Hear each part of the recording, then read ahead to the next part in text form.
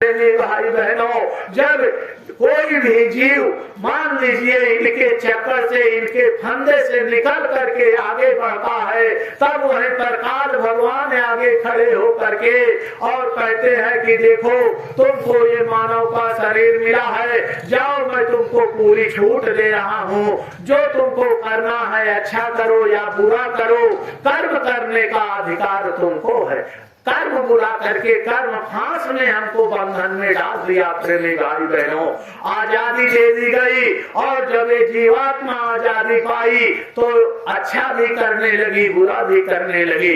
किसी के यहाँ चोरी, किसी के साथ छल कपट व्यभिचार दुराचार ये करने लगी, तो उस परमात्मा ने कहा कि काल रूप तीन कर्म धाता, अशुभ अशुभ कर्म फल दाता, कि मैं अपने तरफ से तुम्हारे ऊपर कोई बंधन नहीं लगाता हूँ, जो तुम अच्छा और बुरा कर्म करोगे मैं उसकी सजा दूंगा। हे प्रेमी भाई बहनों, हमने आपने तो ये सोच लिया कि हम किसी का धन चुरा लाए, हमको कोई देख नहीं रहा है, किसी माँ बहन बेटी की इज्जत लूट ले, किसी की जमीन हड़प ले, हमको कौन रोकने वाला है, हमको तो कोई देख नहीं रहा है। लेकिन हमारे गुरु महाराज ने कहा, अरे बच्चा इस गलत फहमी में मत रहना। जब तुम्हारी अवस्था 5 साल की हो गई थी, तब उस परम पिता परमात्मा ने अपने 2 पहरेदारों को और बैठा दिया हमारी आपकी निगरानी करने के लिए।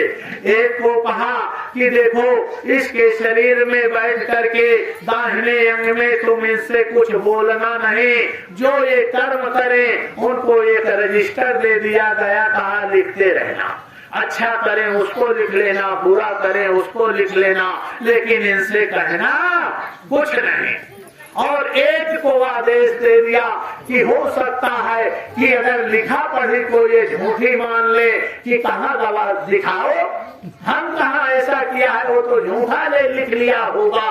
तो प्रेमी भाई बहनों, दूसरे कंधे पर वो चौकीदार विचित्र बैठे हैं, उनको उस परम पिता परमात्मा ने कैमरा दे दिया है।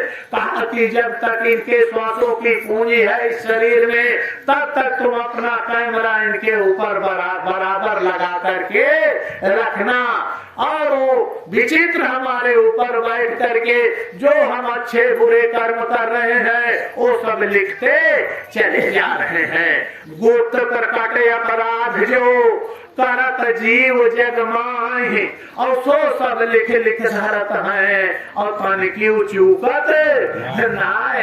है प्रेमी भाई बहनों, वो हमारा खजाना जो अच्छे बुरे कर्मों का वो सब लिखता जा रहा है।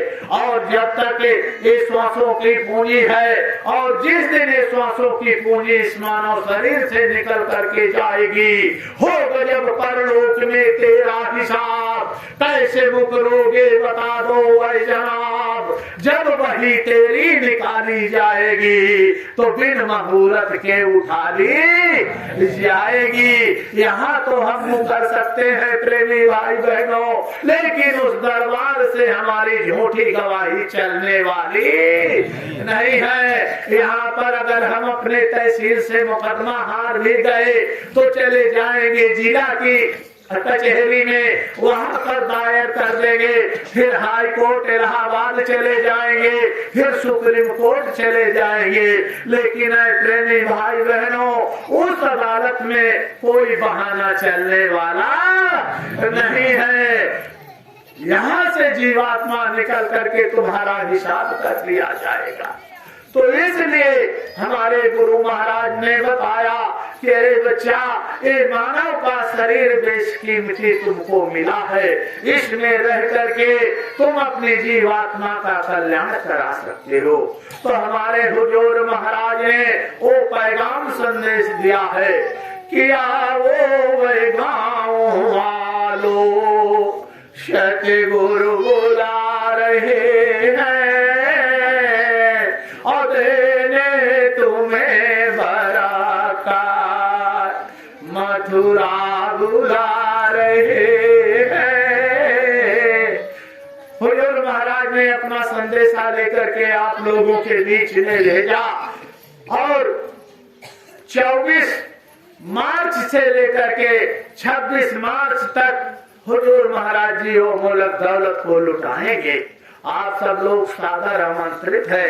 हमारे हुजूर महाराज ने संदेश भेजा, बताया कि नर्तन मिला मोलक इसमें है रूह बैठी, अब तक न जान पाए कैसे इसमें बैठी।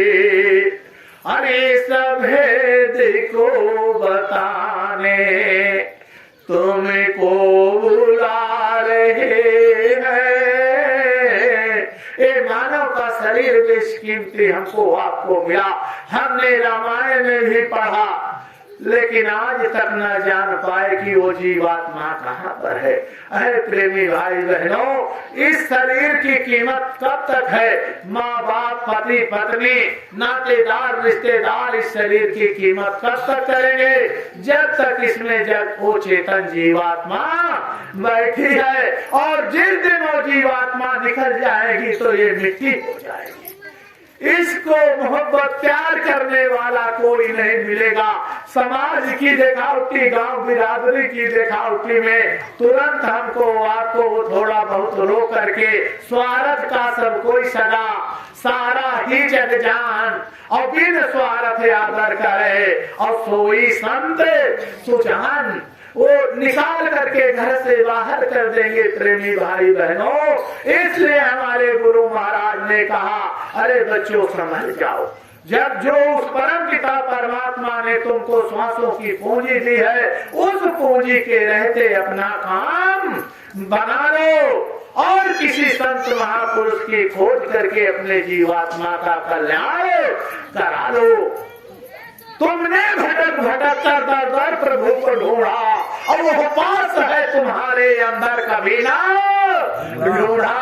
हमारे गुरु महाराज ने कहा, रे बच्चा, ऐसा नहीं कि पूरी दुनिया सब वो है। किसी किसी को चाह होती है तो वो कभी गंगा में, कभी जमुना में, कभी पत्थर में, कभी मूरत में, कभी तीर्थ में उस परमात्मा को ढूंढने के लिए जाते हैं। लेकिन हमारे गुरु महाराज ने कहा, रे बच्चा, वो तीर्थ, मूरत, पत्थर, पानी, उसमें वो परमात्मा तुमको नहीं मिलेगा। अगर तुम सोचते हो कि हम जमुना जी नहा ले या गंगा जी नहा ले, इधर किसी माँ बहन बेटी की इज्जत को लूट ले, वो जो कर्मों का जखीरा तुम्हारे जमा है, वो गंगा मैया और जमुना मैया का पानी नहीं हो सकता, क्योंकि वो कर्मों का विधान ऊपर लिखा है।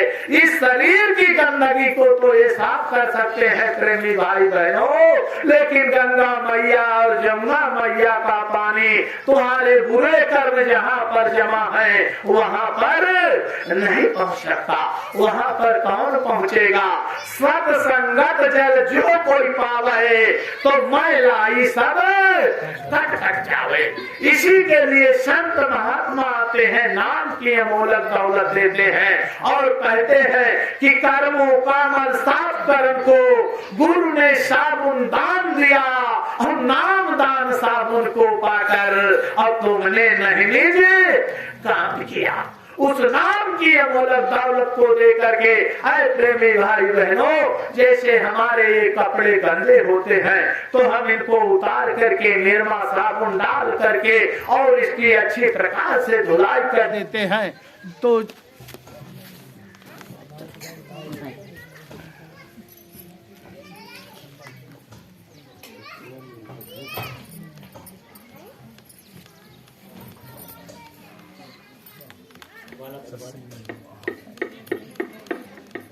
जय गुरुदेव। तो हम उसकी सफाई करते हैं। सफाई करने के बाद लोहे को गर्म करते हैं प्रेमी भाई बहनों। कूठ पछाड़ वस्त्र जिम धोबी, पाप कर्म के धोता है, जिस प्रकार धोबी कपड़े को पटक पटक करके कपड़े को साफ करता है, लेकिन इतने में उसको बोध होने वाला नहीं है। फिर वो क्या करता है, एक लोहा रखता है और उसमें आग रख करके खूब तपा करके और फिर उस कपड़े पर रगड़ मारता है, तब जाकर के वो कपड़ा जब चमक जाता है, चाहे फटा ही कपड़ा क्यों ना हो, प्रेमी भाई बहनों, उसको पहन लोगे तो तुम्हारे शरीर में वो बहुत सुंदर लगेगा।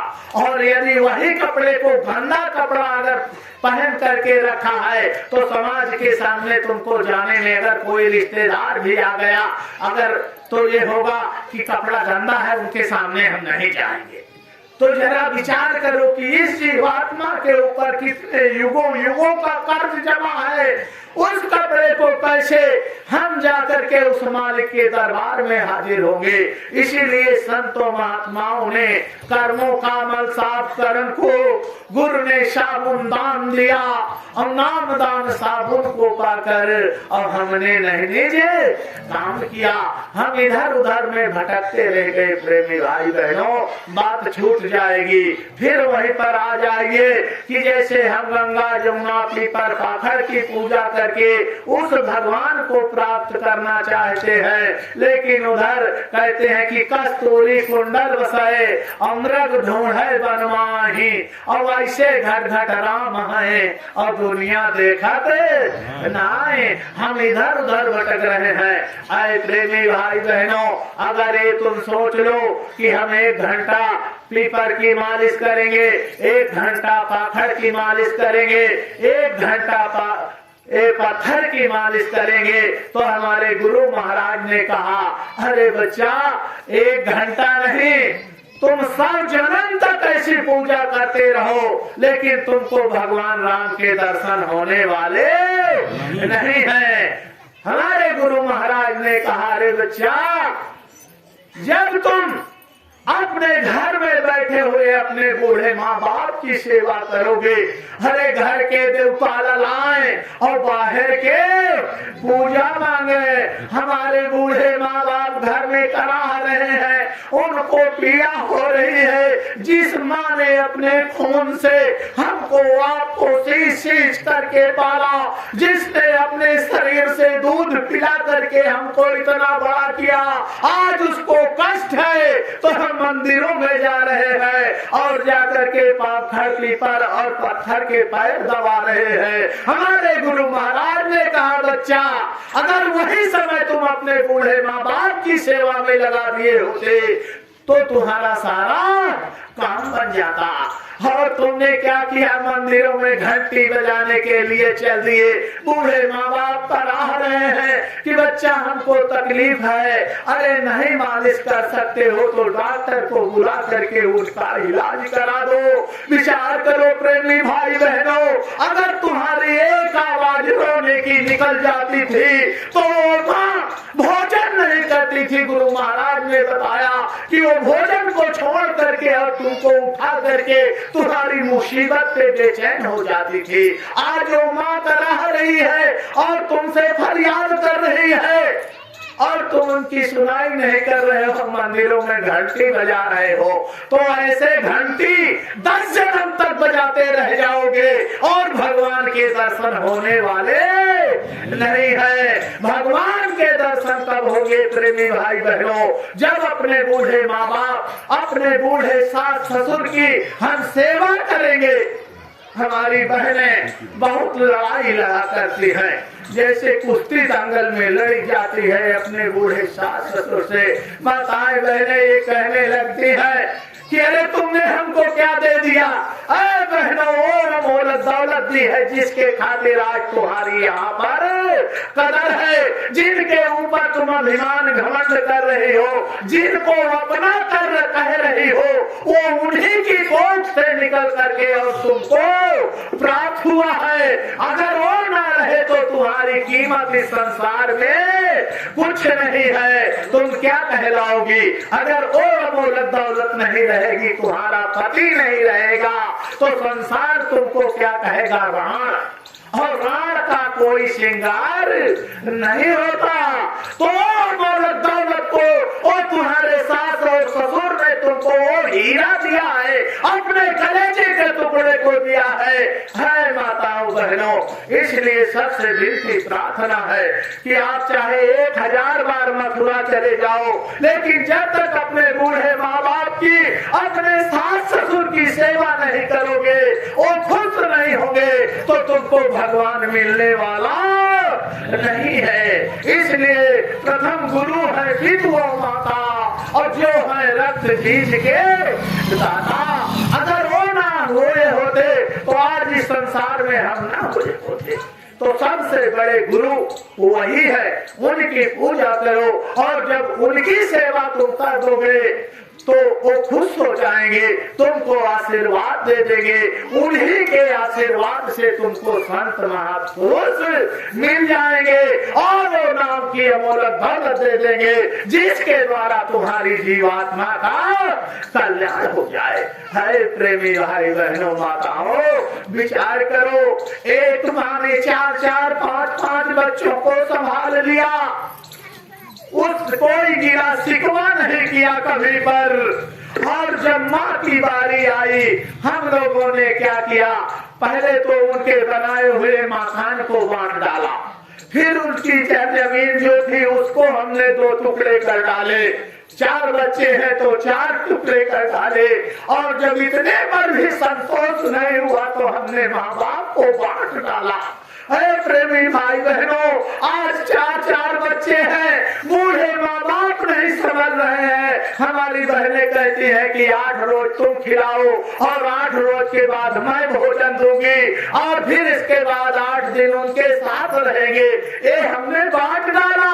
अगर यही दिफर का वो बूढ़े माँ बाप कर लेते, जब हम किसी काम के नहीं थे कि इसको दूध देंगे तुमको नहीं देंगे, तो इस संसार में हम आप जीवित ही नहीं रहते, ये दिन ही नहीं आता। हमने आपने अपने पूरे माँ बाप को बांट डाला। हुजूर महाराज जी ने कहा, जा करके मेरा ये संदेशा सभी माताओं बहनों भाइयों को दे देना कि जब तक वो अपने माँ बाप की सेवा नहीं करेंगे, तब तक गुरु महाराज खुश होने वाले नहीं है। प्रेमी भाई बहनों, मात पिता गुरु की वाणी और अनुचित कहा साचे हम जाए। आज वो पहले जो कहते थे तब वो खराब नहीं थे, अगर आज वो कुछ शिक्षा देने लगे तो हम आप कहने लगते हैं कि साथी आ गए। उनको तुरंत ऐसे जंग मार देते हैं कि 4 पाई पर लेटे लेटे वे घूमने लगते हैं। इसलिए प्रेमी भाई बहनों, ऐसे वचन मत बोलो जो माँ बाप के कलेजे को चीर दे। उनसे अगर तुम नहीं मानते हो उनकी बात, तो उनको जवाब भी मत दो, और उनकी सेवा कर सकते हो तो बहुत अच्छी बात है। अगर भगवान को पाना है तो अपने बूढ़े माँ बाप की सेवा करनी पड़ेगी, तब जाकर के भगवान के दर्शन होंगे। प्रेमी भाई बहनों, हमने आपने बहुत पूजाएं की, चारों तरफ घूम करके पूजा प्रार्थना किया, लेकिन ऐ प्रेमी भाई बहनों जरा विचार करो, ये पूजा हमारे काम आने वाली नहीं है। हमने भगवान राम को माना, रामायण को माना, जब देखो तब रामायण, अगर नया घर बनवाया तब अखंड रामायण, बेटे की शादी किया तब रामायण, जब देखो सुबह रामायण शाम को रामायण। है प्रेमी भाई बहनों, ऐसी रामायण करने का कोई मतलब नहीं निकलेगा। अगर हम रामायण को तो माना है, अगर रामायण की मान लेंगे तो हमारा काम बन जाएगा। गोस्वामी जी महाराज ने रामायण के पहली ही श्लोक चौपाई लिख दिया है कि बंधु गुरुपद कंज और कृपा सिंध नर रूप हरि और महामोह तम कुंज और जासु बचन रवि कर निकल। कहा ऐसे गुरु के चरणों की वंदना करनी है कि गुरु शिष्य गुरु पद नख मनि गण ज्योति सुमिरत दिव्य दृष्टि ही होती दल नमो हमें शो सुप्रकाशु और बड़े भाग्य आव वह जासो। उन्होंने लिख दिया, ऐ प्रेमी भाई बहनों, ऐ रामायण को मानने वाले, भगवान राम को मानने वाले प्रेमी भाई बहनों, हम किसी देवी देवता की बुराई निंदा नहीं करने आए हैं। आप लोग सोचते हो कि ये जय गुरुदेव वाले भगवान राम को नहीं मानते। है प्रेमियों, जितना ये भगवान राम को मानते हैं उतना आप नहीं मानते। आप तो कैसे मानते हो?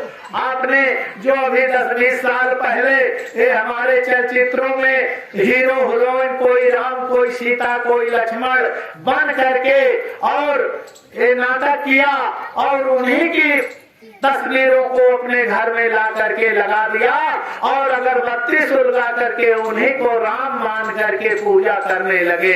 ऐ प्रेमी भाई बहनों, ऐसे राम को मानने से कुछ होने वाला नहीं है। पहले रामायण की मानो। रामायण में लिखा है कि अगर हम रामायण को माने होते प्रेमी भाई बहनों, तो उसमें पहले गुरु की खोज करते। ऐसे गुरु की खोज, गुरु तो बहुत है प्रेमी भाई बहनों। गली गली गुरु फिरे, चेला मंत्र ले और सड़क जाओ चाहे नरक जाओ, हमें उठा दे, 3 फूंक फूंक दे, लेकिन रुपया पैसा और फाई से ढकेल दे, सुअर बनो चाहे भैंसा, हमका तो अपने दक्षिणा से मतलब है। ऐसे गुरुओं के लिए गोस्वामी जी महाराज ने रामचरितमानस में लिख दिया कि गुरु शिष्य अंध बधिर कर लेखा, और एक न सुना एक नहीं देखा, अंधरा गुरु बहिरा चेला, अहोय नरक माँ ठेली का ठेला, झूठा गुरु अजगर बने और शिष्य को चीटी जान, और पड़े रहेंगे नरक में और नोच नोच के खाए। है प्रेमी भाई बहनों, ऐसे गुरु की तलाश अगर करोगे तो हमारी आपकी जीवात्मा का कल्याण होने वाला नहीं है। ना भगवान राम के दर्शन होंगे, ना भगवान कृष्ण के दर्शन होंगे। कैसे गुरु जो गोस्वामी जी रामायण को माना है, अब जब रामायण की मानने लगेंगे तो ऐसे संत महापुरुष की शरण में जाएंगे, उनके चरणों की वंदना करेंगे और वो बैठा करके वहीं पर नाम की अमोलक दौलत देंगे। जब वो अमोलक दौलत हम आप प्राप्त कर लेंगे तो क्या होगा कि मज्जन फल देखे तत्काला, अपाक होए पीके बकुल मराला। अच्छे अच्छे कुबुद्धि वाले चांडाल बुरे कर्म करने वाले ऐसे संत महात्माओं की शरण में पहुंच जाने पर वो निर्मल हो गए।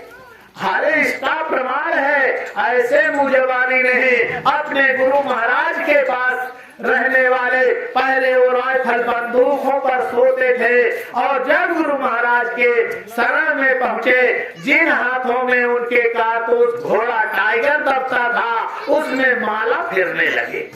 ऐसा नहीं, गोस्वामी जी महाराज ने रामचरितमानस में इसका दृष्टांत दिया है।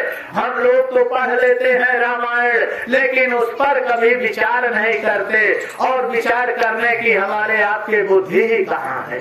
जब हम संतों महात्माओं के पास जाएंगे, उनके सत्संग में शामिल होंगे, तब वो बताएंगे, तब हमारे आपके समझ में आएगी। प्रेमी भाई बहनों, जब गोस्वामी जी महाराज के बराबरी के कोई महापुरुष इस धरती पर रहेंगे और वो रामचरित का भेद बताएंगे, तब हमारे आपके समझ में आने वाली है। हमने आपने तो यही कह दिया कि उल्टा नाम जपत जग जाना, वाल्मीकि भय ब्रह्म समाना। एक चौपाई में पूरे वाल्मीकि जी का इतिहास समाप्त कर दिया। हम भी यही सोचते थे प्रेमी भाई बहनों, लेकिन जब गुरु महाराज के शरण में गए, कहा हमने ये सुन रखा था, तो गुरु महाराज ने कहा, अरे बच्चा ठीक है, वो मरा मरा कह करके ब्रह्म ज्ञानी हो गए, तो जरा ये बताओ तुम्हारे बाबा दादा पढ़े लिखे थे, वो तो नहीं पापी कुकर्मी थे, अच्छा ज्ञान था उनका, वो राम राम कहते थे, तो वो न क्यों ब्रह्म ज्ञानी हो गए।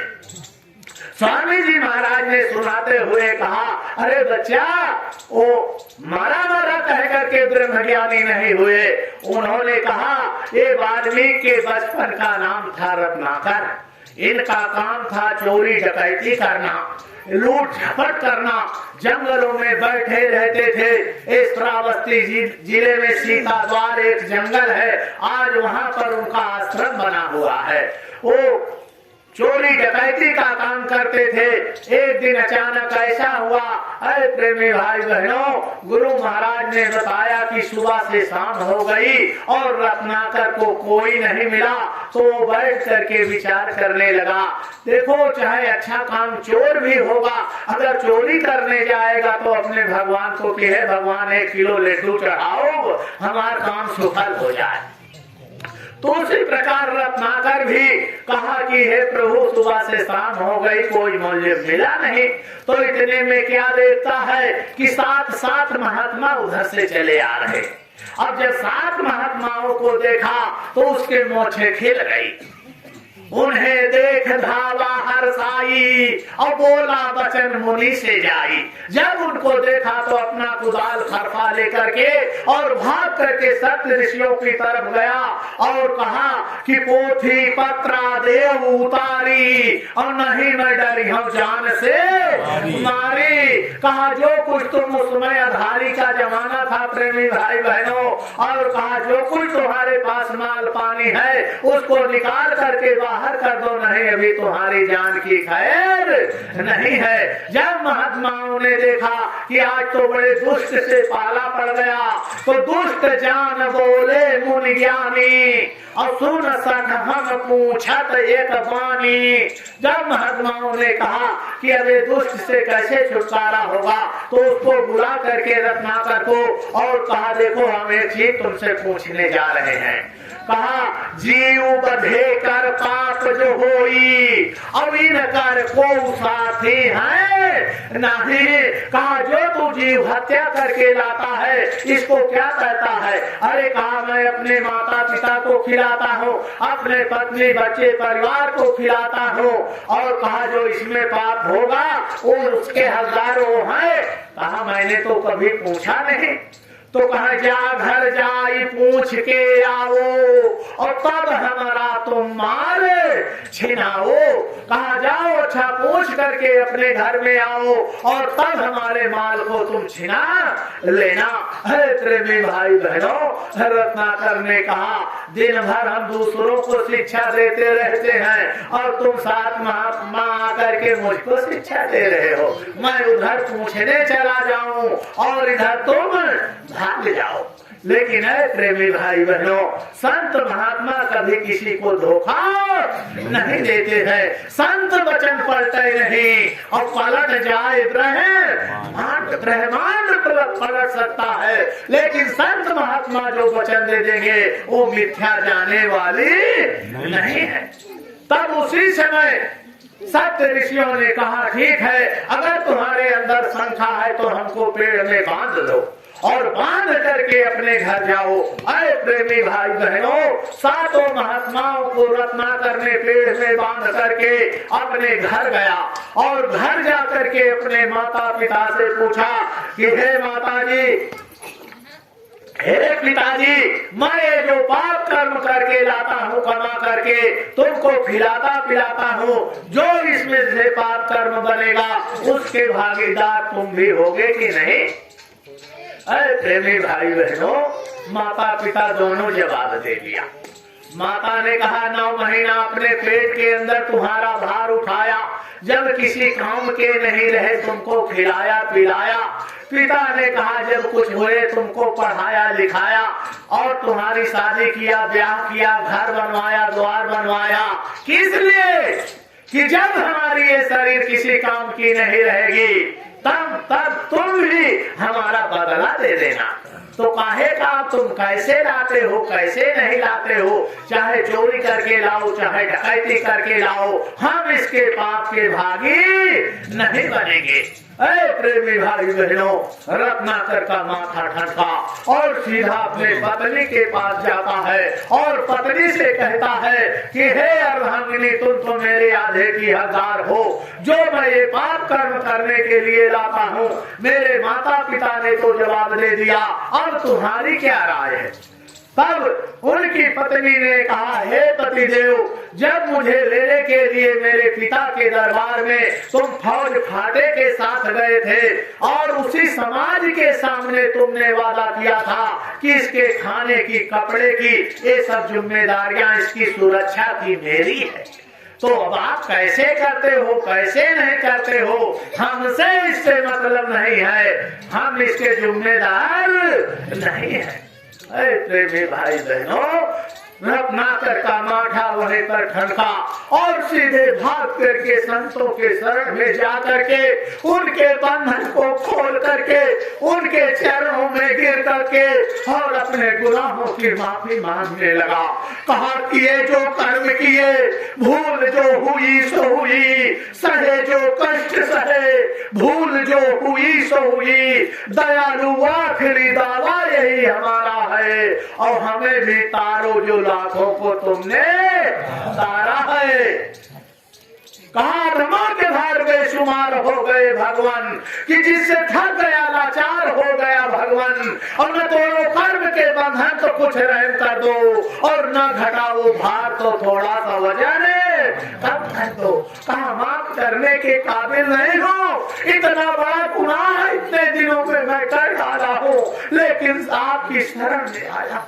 रो पड़ा रत्नाकर और संत हृदय नवनीत समाना, संतों का हृदय मक्खन के समान कोमल होता है। ऐ प्रेमी भाई बहनों, वो पिघल गए।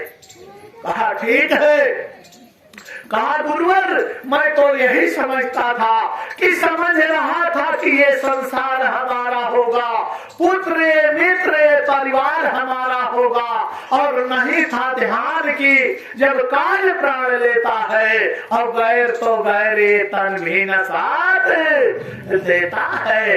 कहा मुझे नहीं थी, मैं तो इसी भूल भरम में पड़ा था कि मेरी पत्नी, मेरे बच्चे मेरा साथ देंगे, लेकिन आज आपने मेरी आंखें खोल दिया। हरे प्रेमी भाई बहनों, और संतों को जब दया आ गई तो वहीं पर बैठा करके रत्नाकर को और अपने कमंडल से जल लेकर के छिड़क दिया रत्नाकर के ऊपर और इस महामंत्र को बोला।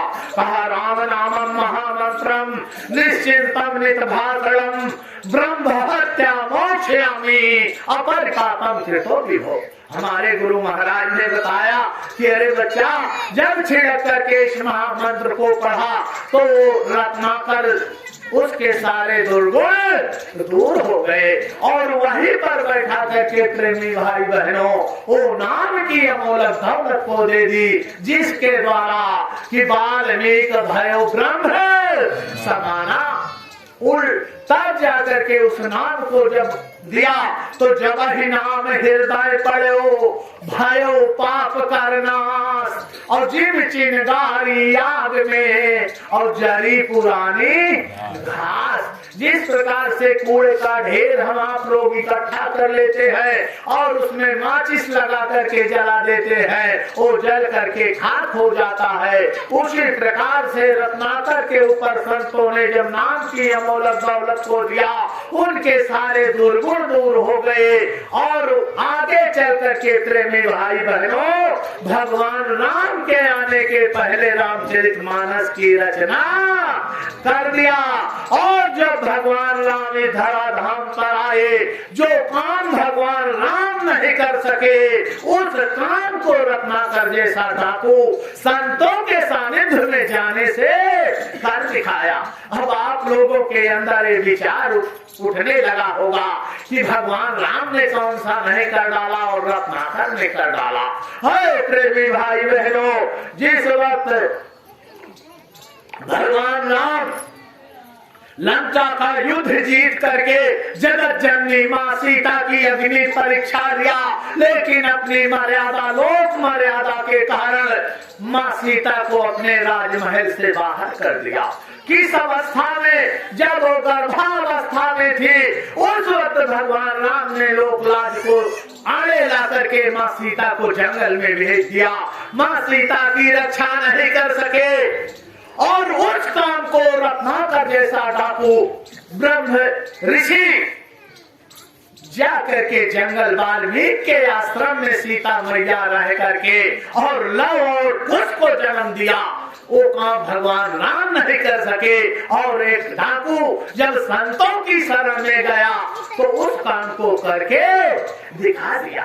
तो जब हम संतों महात्माओं की शरण में जाएंगे प्रेमी भाई बहनों, रत्नाकर ने क्या किया? उल्टा, पहले अपने आप को उल्टा, जो चोरी डकैती व्यभिचार कत्ल ये सब करता था उससे अपने आप को बचा करके संतों की शरण में गया।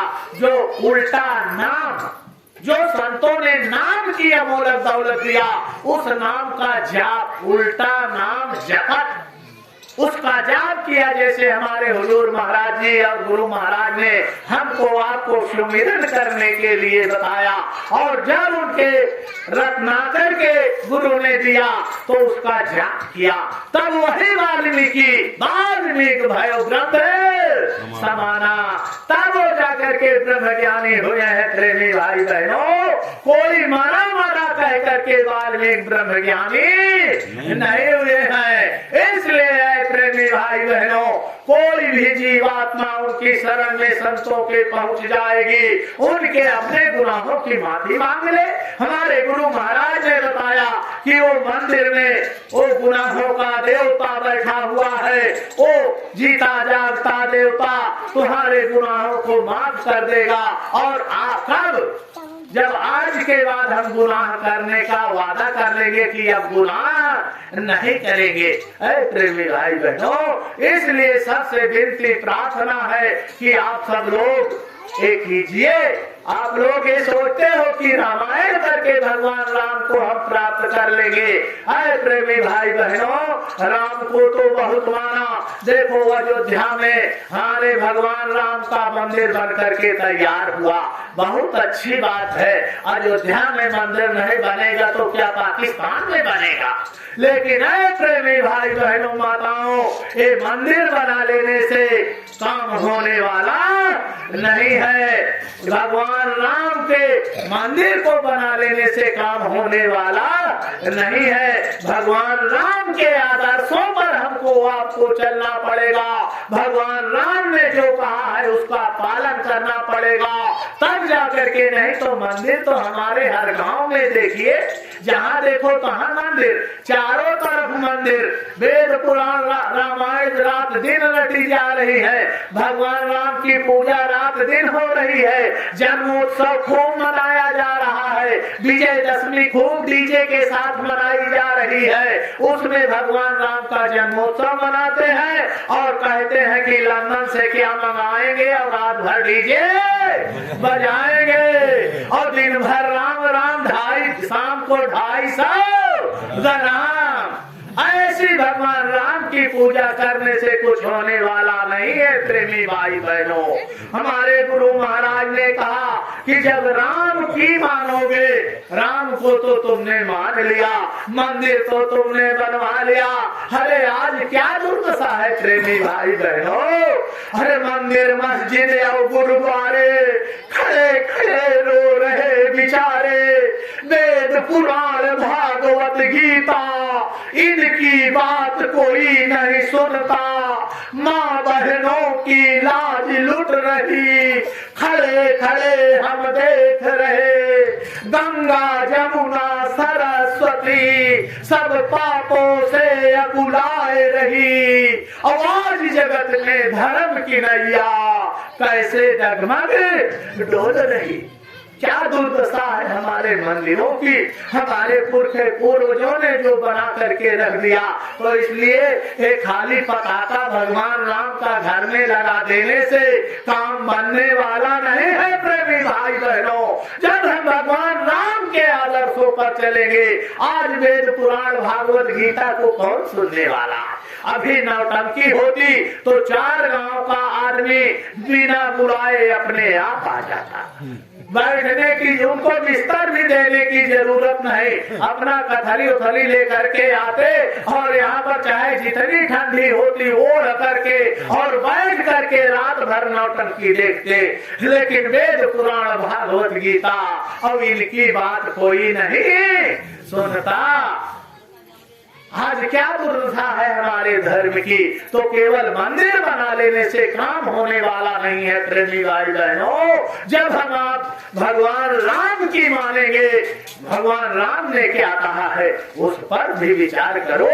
अगर आप ये सोचते हो कि ये जय गुरुदेव वाले आए और अपनी बात बता रहे हैं, तो प्रेमी भाई बहनों हमारी बात तो जो है नहीं है, ये हमारे पुराने ऋषि मुनियों ने जो लिख करके गए हैं, आप सब लोग उस पे गर्दा माटी डाल दिया है, तो हमारे गुरु महाराज ने उस पे सत्संग रूपी जल डाल करके उसको स्वच्छ निर्मल कर दिया है और कहा जाओ जा करके गांव गांव में सबको बताओ।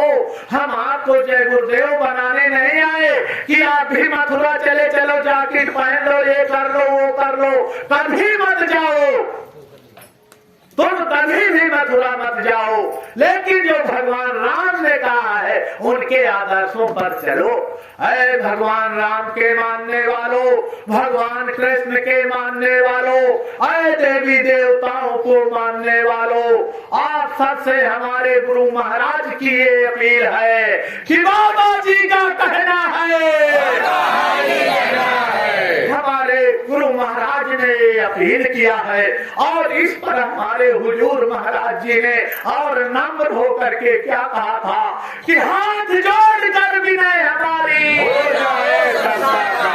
हमारे हुजूर महाराज जी ने जब यहाँ का सत्संग कार्यक्रम मिला, हुजूर महाराज जी से बात हुई तो कहा कि हाथ जोड़ करके सभी प्रेमियों को मेरा सादर जय गुरुदेव बोल देना है। प्रेमी भाई बहनों कितनी याद हमारी आपकी, तो जब हमारे गुरु महाराज और जब हमारे हुजूर महाराज ने हाथ जोड़ दिया है, तो ऐ भगवान राम को मानने वालों, भगवान कृष्ण को, हनुमान जी को, शंकर जी को मानने वालों, आप सबके चरणों में हम अपने मस्तक को रख करके आपसे विनती प्रार्थना करते हैं कि आप सब लोग शाकाहारी हो जाओ। अगर शाकाहारी नहीं होगे तो आगे आने वाले वो खराब समय से तुम्हारी जीवात्मा की रक्षा करने वाला कोई नहीं है।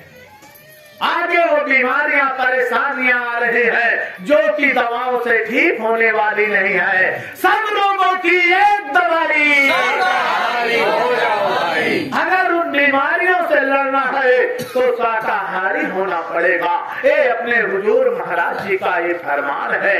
और भगवान राम ने क्या कहा था ये तो हम अपने गुरु महाराज की बात को बता दिया, लेकिन अब जरा भगवान राम की बात को सुन लीजिए। है रामायण के मानने वालों, भगवान राम को मानने वालों, खोल के अपनी रामायण को देख लो। अगर यहाँ नहीं देख सकते हो तो वापस जाकर घर में देख लेना। भगवान राम ने क्या कहा था कि एक बार रघुनाथ बुलाए, सुनत सकल पुरवासी आए। पूरे अयोध्या में भगवान राम ने ढिढोरा पीट दिया, सारी प्रजा जाकर के बैठ गई। और तब क्या कहते हैं, एक बार रघुनाथ बुलाए, सुनत सकल पुरवासी आए, सुनहु सकल पुर जन मम बानी। अब कहा न कुछ ममता अभिमानी, मैं कोई ममता तुम्हारे प्रति प्रेम करके या अपने अभिमान में तुमको नहीं बता रहा हूँ। और यदि ऐसा हो जाओ अनीत कुछ भाखाऊं भाई, और तब मोहि बरजेऊ भय बिसराई। अगर मैं कुछ गलत बोलूं तो ये भय मत रखना कि ये हमारे राजा हैं, तुरंत रोक देना। अरे भगवान राम को मानने वालों, अब भगवान राम के वचन को सावधान होकर के सुन लो। भगवान राम जब सबको इकट्ठा कर लिए तब उन्होंने क्या कहा था कि बड़े भाग्य मानुष तन पावा, असुर दुर्लभ सद ग्रंथ गावा। कहा कि ये तुमको मानव का शरीर बड़े भाग्य से मिला है, इसको पाने के लिए देवी देवता तरसते हैं। प्रेमी भाई बहनों विचार करो, क्या इसीलिए देवी देवता तरसते हैं कि हम भी चले नाव से व्यापार करें, जमुना जी में नाव लगाकर इस पार से उस पार जाए और ये तमाम प्रकार के खेती दुकान दफ्तर करें? इसीलिए ऐसा नहीं है प्रेमी भाई बहनों। इसके बाद क्या लिखा कि साधन धाम मोक्ष कर द्वारा, कि ये मनुष्य शरीर साधना का धाम है और मोक्ष का दरवाजा है। साधन धाम मोक्ष कर द्वारा, पाई न जे परलोक समारा। इसके बाद फिर उन्होंने क्या कह दिया कि सो परत्र दुख पालहि, असिर धुन धुन पछताहि, अपालहि कर्महि ईश्वर, अमिथ्या दोष लगाए। अगर हमको परमात्मा ने मनुष्य शरीर दे दिया है, क्योंकि जितनी भी 4,84 लक्ष योनियों में ये मानव शरीर ही एक ऐसी शरीर है जिसके द्वारा हम उस परम पिता परमात्मा को प्राप्त कर सकते हैं। बाकी तो सब भोग भोगनी है प्रेमी भाई बहनों, सब भोग योनि है, उसमें वो परम पिता परमात्मा मिलने वाला नहीं है। लेकिन उसके लिए है प्रेमी भाई बहनों, भगवान राम फिर आगे क्या कहते हैं, कहा ऐसे मैं मिलने वाला नहीं हूँ, मैं कैसे मिलूंगा। कहा निर्मल मन जन सो मोहि पावे, और मोहि कपट छल छिद्र ना भावे। कहा वो निर्मल बनाना पड़ेगा। अरे प्रेमी भाई बहनों, जैसे दूध के अंदर तो घी होता है, एक गिलास दूध ले लो लेकिन वो दिखाई नहीं देता है, लेकिन असलियत ये है कि उसके अंदर घी छिपा है। उसी प्रकार से है प्रेमी भाई बहनों, हमारे इस मनुष्य मंदिर में, इस नर नारायणी शरीर में वो परमात्मा छिपा है, लेकिन दिखाई नहीं दे रहा है। अब जब कोई जानकार होगा वो दूध को दोहेगा। दूध दुहने के पहले भी उसको बड़ी सावधानी करनी पड़ती है कि अगर जिस बर्तन में वो गाय को राशन चलाता है या गोबर भगाता है, उसी पात्र को ला करके और उसी में गाय भैंस दुहने लग जाए तो वह प्रेमी भाई बहनों, क्या वो दूध किसी काम का रहेगा? नहीं रहेगा। उसकी हम बड़ी सफाई करते हैं, निरमा से, साबुन से, गर्म पानी से साफ करके जब संतुष्ट हो जाते हैं कि अब हमारा पात्र एकदम निर्मल हो गया है, तब जाकर के गाय भैंस को धो लेते हैं। केवल इतने से काम चलने वाला नहीं है। अगर वो हो गया और पात्र गंदा है प्रेमी भाई बहनों, तो उस दूध के अंदर घी है, लेकिन जब उसको वो प्रयोग में लाओगे, गर्म करोगे, तो वो दूध फट जाएगा, ना उसमें से मक्खन निकलेगा, ना उसमें से मट्ठा निकलेगा, ना दही निकलेगा, वो किसी काम का नहीं रहेगा। उसी प्रकार से ये प्रेमी भाई बहनों, हमारा ये शरीर अगर निर्मल नहीं रहेगा तो इसी के अंदर वो परमात्मा है, लेकिन हमको परमात्मा के दर्शन होने वाले नहीं है। और जो 4,84 लक्ष योनियों में हमने जो बहुत पीड़ाओं को सहा है, वो भी पीड़ा हमारी सारी व्यर्थ चली जाएगी, वो तपस्या सब बेकार चली जाएगी। इसलिए पहले पात्र को साफ करो, और पात्र को साफ करने के बाद तब उसमें दूध दुहा जाएगा, गर्म किया जाएगा, मक्खन निकलेगा, फिर उसको आग में तपाया जाएगा तो घी भी तैयार हो जाएगा और हमको मट्ठा भी खाने को मिल जाएगा। तो प्रेमी भाई बहनों, इसी प्रकार से हमारे गुरु महाराज ने बताया कि हम आपने तो क्या काम किया, भगवान को ढूंढने का रास्ता हमारे पास बहुत अच्छा है।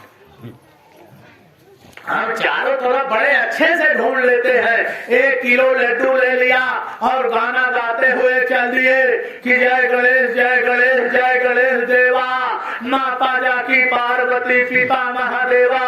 है बहनों, बड़े ध्यान से सुनो, तुम भी ये करती हो, इस ढोलक में पड़ी हो, इसलिए बड़े ध्यान से सत्संग सुनने की जरूरत है। क्या गाना गा के चल देती हो, कभी दुर्रैया, कभी संकटा, कभी कुछ। अरे वो संकट हरण करने वाले सदगुरु अनामी महाप्रभु मिल गए तो इधर उधर भटकने की, ढोढक करने की क्या जरूरत है। जिस काम को करना चाहिए, जो आदेश गुरु महाराज ने दिया, उसको नहीं कर रही हो और इधर उधर ढोढक में पड़ी हुई हो। स्वामी जी महाराज ने कहा कि शाम को सब लोग बैठ करके ध्यान भजन सुमिरन करो, तब जाकर के ढोढक में वो परमात्मा, जैसे संसार बह रहा है कैसे?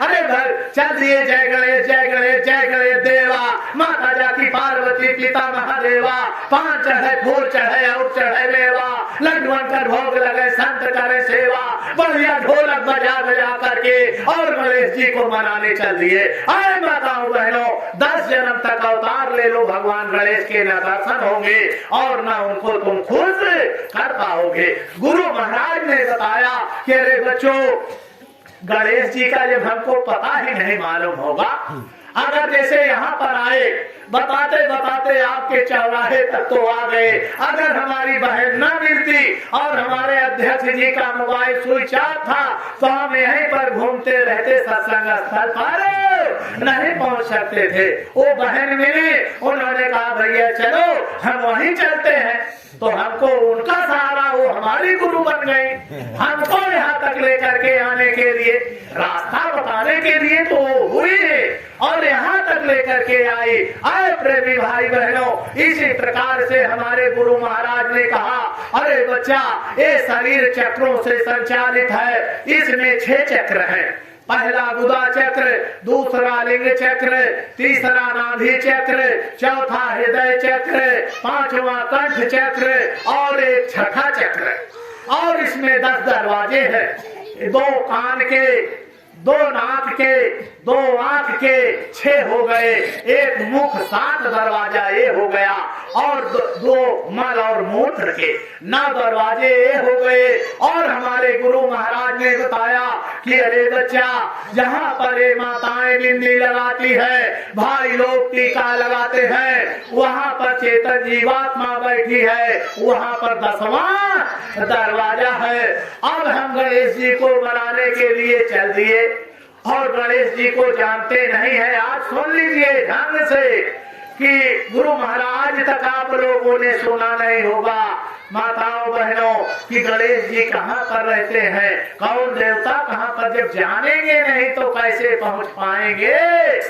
तो हमारे गुरु महाराज ने बताया कि ये गुदा चक्र पर भगवान गणेश जी का निवास है और गणेश जी का काम क्या है, मल विसर्जन करना। इस काम को करने के लिए कोई देवी देवता जब तैयार नहीं हुए, तब गणेश जी इस काम को करने के लिए तैयार हुए, तब इनको वरदान मिल गया कि जाओ, संसार में जितने भी धार्मिक अनुष्ठान होंगे, सबसे पहले तुम्हारी पूजा होगी और इसके बाद सारे देवी देवताओं की पूजा होगी। अरे माताओं बहनों, आपसे हम पूछना चाहते हैं, हमारे हिंदू धर्म में अगर कोई धार्मिक अनुष्ठान होता है तो हम सब लोग यही कहते हैं कि पहले गोबर लाओ और गणेश जी बनाओ, जो चढ़ावा है पहले उनको चढ़ाओ और इसके बाद दूसरों को चढ़ाओ। होता है कि नहीं होता है प्रेमी भाई बहनों? तो कहाँ पर बैठे हैं? हमारे गुरु महाराज ने कहा कि वो बुधा चक्र पर बैठे। इसके बाद इंद्री चक्र आता है। प्रेमी भाई बहनों, हमारे गुरु महाराज ने बताया कि इंद्री चक्र पे भगवान ब्रह्मा और सावित्री का निवास है। ब्रह्मा जी का काम क्या है? सृष्टि की रचना करना। स्त्री पुरुष के संयोग से ब्रह्मा जी और कोई देवी देवता यहाँ आते नहीं है, वो बैठे रहेंगे अपने लोक में, लेकिन उनकी दया दृष्टि उस चक्र पर पड़ती है। जैसे आज हमारे पास मोबाइल हो गया, हमारा बच्चा चाहे अमेरिका में हो चाहे बंबई में हो, तुरंत नंबर डायल करेंगे, बात होने लगेगी। उसी प्रकार से वो बुधा चक्र पर अपनी दया दृष्टि डाले हुए हैं और ब्रह्मा जी का काम है सृष्टि का निर्माण करना। स्त्री पुरुष के संयोग से ब्रह्मा जी की छत्र छाया से आज देखो सृष्टि का निर्माण हो रहा है। फिर इसके बाद हमारे गुरु महाराज ने बताया कि अरे बच्चा, ये नाभि चक्र पर कौन देवता बैठा है? भगवान विष्णु और मां लक्ष्मी। वो नाभि चक्र पर बैठे हुए हैं, उनका काम क्या है? सृष्टि का पालन पोषण करना। वहीं पर बैठ करके पूरी दुनिया की खबर रखते हैं। अरे प्रेमी भाई बहनों, फिर इसके बाद हमारे गुरु महाराज ने बताया कि ये हृदय चक्र में भगवान शंकर और माँ पार्वती का निवास है। भगवान शंकर का काम क्या है? संहार करना। अगर भगवान शंकर अपने काम को करना बंद कर दे तो हमारे इस शरीर की कोई कीमत नहीं है। फिर इसके बाद हमारे मालिक ने बताया कि अरे बच्चा, एक कंठ चक्र है, इस कंठ चक्र पर कौन विराजमान है? हमारे गुरु महाराज ने बताया कि 9 करोड़ दुर्गा तुम्हारे कंठ चक्र पर विराजमान है। नवरात आई, हम लोग पर माटी की मूर्ति को ला करके और उसको रख करके और श्रद्धा के, पहले तो 2 साल एक साथ श्रद्धा के साथ लोगों ने किया, लेकिन अब खिलवाड़ बना लिया। अब वही नवरात्रि में माँ दुर्गा के जागरण में क्या क्या कृतियां हो रही है, इसको हम अपने मुख से बखान नहीं करेंगे। तो क्या होता है, बस डीजे लगा लिया और माँ को खुश कर लिया है। माताओं बहनों, 9 करोड़ दुर्गा संतों ने उनको आद्या महाशक्ति कहा, वो जगत जननी है। अब जरा विचार करो प्रेमी भाई बहनों, हम गाना गाते हैं कि तेरे पूजन को भगवान और बना मन मंदिर आलीशान, लेकिन इसको बना दिया शमशान है। माताओं बहनों, अगर हमारे घर में कोई पुरखे पूर्वज जब शरीर छोड़ देते हैं तो हम लोग क्या करते हैं? तुरंत नातेदार रिश्तेदारों को बुला करके, अगर हमारे घर वाले कोई नहीं है तो आस पड़ोस वालों को बुला करके उनके शरीर को निकाल करके बाहर कर देते हैं कि अबे मिट्टी हो गई, इनको घर के अंदर रखना उचित नहीं है। किससे प्रेम है? तुम्हारे शरीर से प्रेम है। अरे वो जीवात्मा निकल गई तो तुम्हारे शरीर को कोई पूछने वाला नहीं है। तो क्या किया? घर के बाहर कर दिया माताओं बहनों, और फिर तुरंत नातेदार रिश्तेदारों को बुला करके और अनन खनन में डोली तैयार कर दी गई। उनके कपड़े जितने अंदर हैं उनको ला करके उनके पास कह दिया गया कि भाई इनको लेते चले जाओ, अब हमारे काम के नहीं है। अगर इनको हम देखेंगे तो हमारे सास की बहुत याद आएगी, हमारे माता पिता की याद आएगी। ये बात ठीक है, यहाँ तो हमने हमदर्दी जता दिया प्रेमी भाई बहनों। अगर वही सास के कान में कुंडल पड़ा है और नाक में कोई सोने की चीज लगी हुई है तो जब नहलाते वक्त हम उसको तुरंत निकाल करके कि कोई हमारी देवरानी जेठानी देख ना ले, नहीं इसका बंटवारा हो जाएगा, तुरंत निकाल लेंगे। उस सोने से कोई याद आने वाली नहीं है। कपड़े मतलब के लिए, उसमें से हमारा मतलब है, कपड़ा तो हम पहन नहीं सकते बुढ़ो जैसा, इसलिए उसको उन्हीं के साथ जाने दो। और जो सोना चांदी है चुपचाप निकाल करके जेब में भर लिया और उनको ले जा करके अपने रीति रिवाज के हिसाब से कोई जला देता है, कोई पानी में प्रवाह। अब तो पानी का बंद हो गया, जलाना गाड़ना हो गया। ले जा करके प्रेमी भाई बहनों, जो मुख्य अग्नि देता है उसको हमारा समाज क्या कहता है? दगहा। ये दगहा हो गया। अब इससे ना कोई राम राम करेगा, ना कोई इससे बात करेगा, ना इसको घर के अंदर घुसने दिया जाएगा। घर के बाहर एक तखत निकाल करके डाल दो और वहीं पर अपने से बनाए, अपने से खाए। जब 8 दिन 9 दिन में इसकी परीक्षा ले लेंगे कि कहीं वापस इसके पास आ तो नहीं गया, तब जा करके बहुत समाज को बुला करके उनके बीच में परीक्षा करके तब इनको घर के अंदर जाने दिया जाएगा।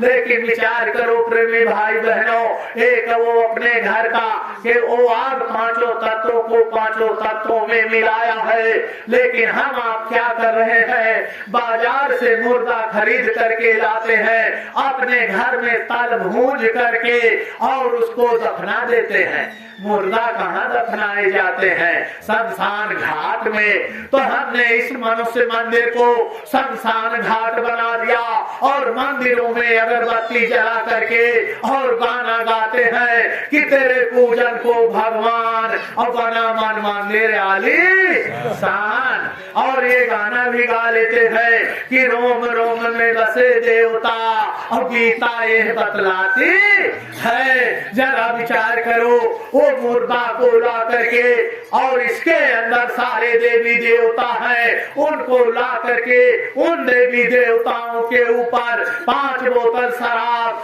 2 किलो मछली, 4 दर्जन अंडा ला करके उनके ऊपर डाल देंगे तो बताओ प्रेमी भाई बहनों, वो परमात्मा देवता खुश होंगे? कभी नहीं होंगे। यदि हमारे भाई साहब ने ये सत्संग का आयोजन किया, पहले यहाँ पर झाड़ू लगाया, झाड़ू लगाने के बाद गोबर से लिपाई किया, लिपाई करने के बाद इसमें पल्ली डाला, पल्ली डालने के बाद फिर इसमें झाड़ू लगाया और झाड़ू लगा करके हम प्रेमियों को बैठने की सुविधा दिया। इसके लिए आज 2 दिन, 4 दिन, 6 दिन, 10 दिन से ये तैयारियां चल रही हैं, कितने दिनों से। तब आज हम आकर के और जरा विचार करो, हमारा ये समाज बैठा है, हम आप लोग और वो अंदर जाएं और एक बाल्टी में टट्टी को घोर करके और लाए हम सब के ऊपर छिड़क दें तो क्या हम खुश होंगे?